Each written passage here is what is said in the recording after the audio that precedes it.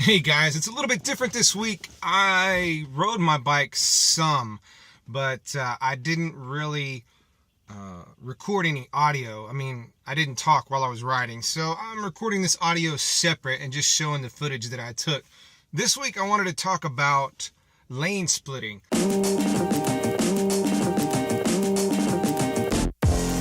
It's a very controversial topic. In fact, it's illegal in 49 states. The only state it's legal is in California. And even there, it's a little bit controversial because of, I guess, just how it's implemented. Now, a couple of years ago, I went to, I guess it was it was January of last year, so a little over a year and 4 months or whatever. And I had gone to a legislative days up in Austin. I learned a little bit. One of the big things that they were trying to push was the motorcycle profiling, where they don't just pull over motorcycles because they're wearing motorcycle club gear, vests, and whatnot. That was the big push. But also they were pushing legalizing lane splitting, which is really the reason I went, because I don't feel like I get profiled because I'm on a sports bike. I don't wear motorcycle club gear. But anyway, the point is, I went for lane splitting, and the lane splitting bill, as it was proposed at the time, I thought made a lot of sense. Now, a lot of people, when they think of lane splitting, they think of those guys that are going 150 plus miles an hour down the center stripe, or the middle, the striped lanes in between cars in the middle of the night and stuff. That's not true lane splitting. That's just dummies doing dummy things. The way it was worded, or the way I understood it, was lane splitting wasn't just any time, any place. It had to happen within certain situations, and it had to be carried out in a specific manner. I believe you couldn't go more than 10 miles an hour over whatever the traffic was doing, and the only time you could really split is if you were coming up to like an intersection where the traffic wasn't moving, like say a red light, or if you were in a traffic jam, like the traffic is slowed down to say maybe 20, 30 miles an hour, so you could go 30 to 40 miles an hour in between. But you had to be cautious. It wasn't just you get free reign.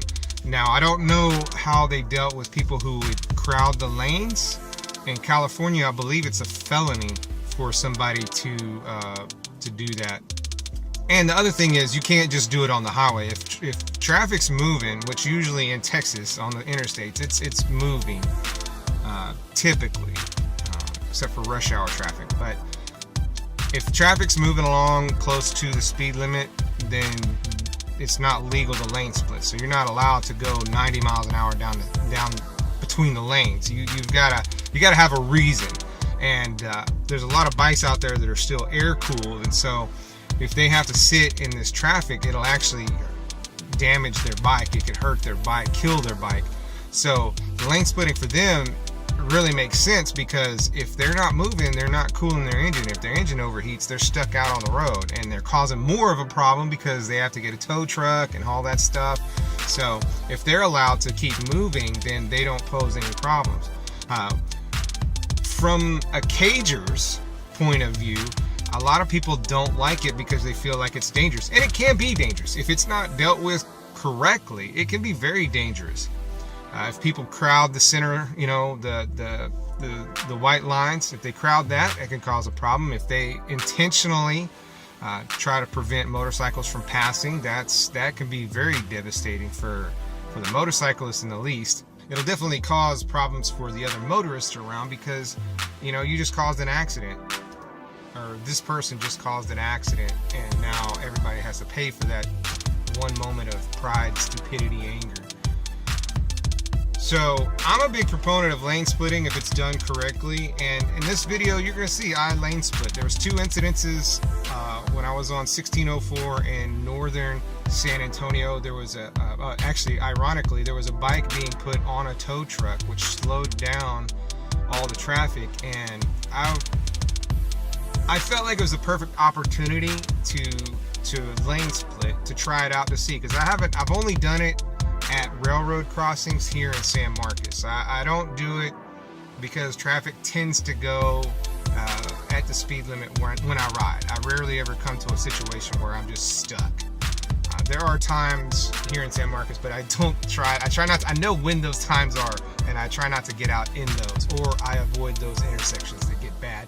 But, you know, a weekend traffic down in San Antonio slowed down.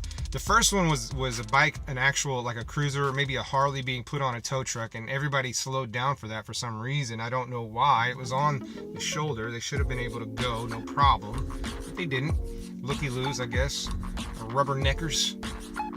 And then the other time, I don't know what happened. Traffic just slowed down. It wasn't as bad as the first time, but it was still enough for me to think, you know, I should probably just get out of this. From a cager's perspective, I know it can be frustrating to see somebody jump the line, like, oh, how dare they get in front of me. But in all actuality, motorcycles pose the least amount of problems on the road. I mean, as far as traffic-wise, they don't take up a lot of room. They can get out of situations very quickly. So if they're allowed to go up, say if you're coming up to an intersection, if they're allowed to be at the front of the intersection, they'll be gone before most cars are even ready to go. At least that's been my experience. So I'm all for legalizing lane splitting. I think it should be done in a way that it prevents danger. I mean, motorcycles are dangerous just in and of themselves, but you know, if somebody intentionally, and I don't know how you would prove it, but if intentionally crowded the lane or blocked a motorcyclist, that should be a felony, because you're potentially killing that motorcyclist.